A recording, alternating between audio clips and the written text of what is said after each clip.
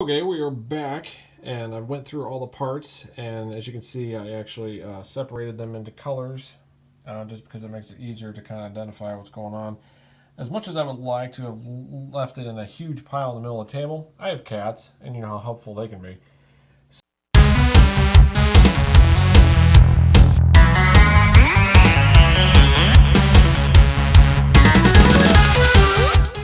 So what we have here is we have all the black and gray weapons. We have all the kind of brown, beige, and gold weapons in here. In this bag, I've got mostly blue. There's some purple, or what are you going to call that? And I put a couple. There's like a cockpit. It's blue. Goes in the bag. There's reds, and then whites, greens, and then a bag of black parts. And I say parts, but it's actually just weapons, backpacks, and all kinds of stuff. Looks like there's a bunch of vehicle stuff in here. The surprising thing is we actually got 16 figures out of this whole set with some bonus parts. And I say bonus because I didn't have the rest of the parts to make the figures. And here is what I did not turn into figures. Unfortunately, there's some really good stuff in here, but like there was a Storm Shadow in here, but I don't have all the parts to actually make them, which is actually completely unfortunate because I really love that character. I don't know, we'll figure out what to do with that later, and we'll hang on to it, and we can find the parts online, or I don't know. That's a future issue down the road. The interesting bag is actually this one here. I'm going to move the rest out of the way. It's the one that has all the white pieces in it. It's not many, but there's actually some foreign parts in here. Like I said, there probably would be. I knew it was going to be a bag of G.I. Joe weapons, a bag of gold, but however, there are actually some weapons in here that are not G.I. Joe, which I pretty much figured that would happen. So it looks like we got this little gray piece here.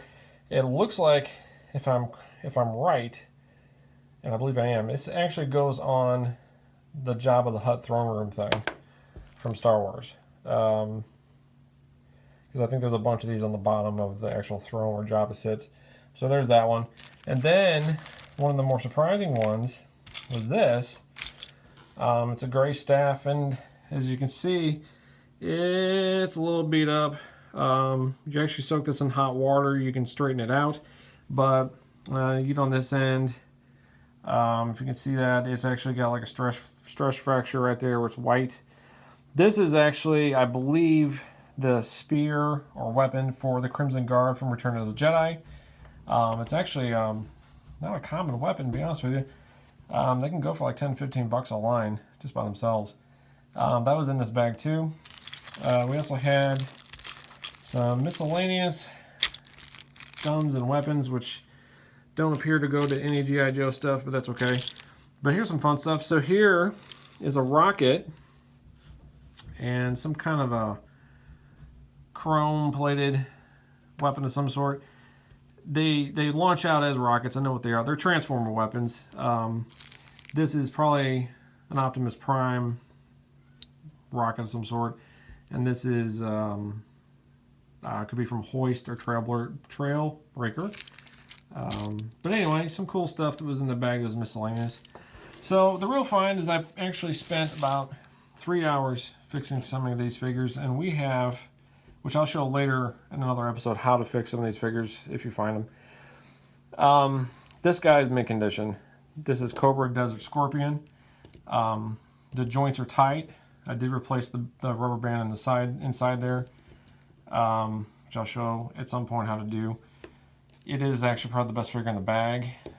$10-15 figure, maybe more. He did come with like a little black scorpion and some weapons. I did not see in the bag actually a scorpion anywhere, but that's okay. The figure's really cool, and it still has like the fabric attached to his head. And then we have, I think this is the Night Creeper, Cobra Night Creeper. He's got a little paint wear on the chest, a little paint wear on the feet, but you know, not bad for what it is.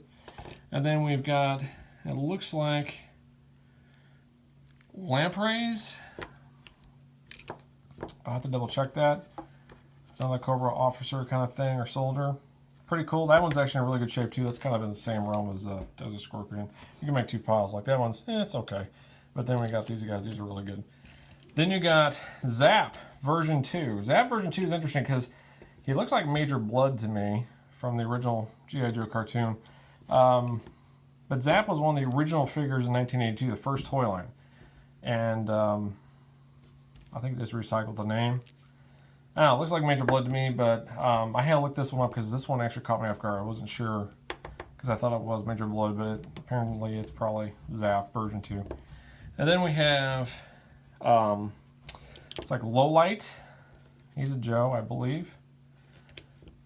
And he's in really good shape. He's actually should be in this pile too. And then we have Lowlight, which he kind of looks like Toma Rat to me, and that's who I thought he was at first. Unfortunately, his little waist part is broke off right there. Right there, but that's okay. It's in really good shape. It's unfortunate that it was broken off. But that happens when you're digging through parts and finding this stuff. So we'll put him in the second pile over here. And here's the favorite thing that I came across, which was, bam, Sergeant Slaughter, wrestler. Kind of iconic figure, actually. Fought with Hulk Hogan in the 80s. Set the precedent for wrestlers becoming characters in G.I. Joe. Because we have, of course, The Rock, who was in the second movie, version 2. Really a cool little figure, actually.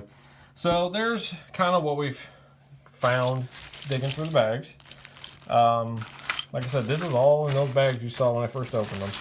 I'm sure the weapons for these guys are actually in there. And so unfortunately I don't have all the parts for these guys. So that's okay.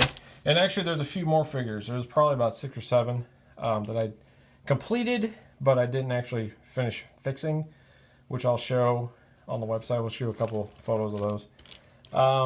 So yeah, Hasbro, the beginning of the action figure for boys and for collectors later on. Gave birth to the first sports action figures as well, and also responsible for setting the standard of action figure sizes, 3.75 or 3 1/4, which has changed in the last couple of years because everybody's going after the 6-inch Star Wars figures and Marvel and that kind of stuff. But this is the size that they set up, and everybody followed suit, and they're kind of at ground zero when it comes to toy collecting. So there you have it. Check out the website, tantrumtoys.com. This has been our weekly find, which was amazing. Check back with us on the next episode where we find more stuff locally at shows that are for toy collectors, and probably a few surprises buried in them. Thank you.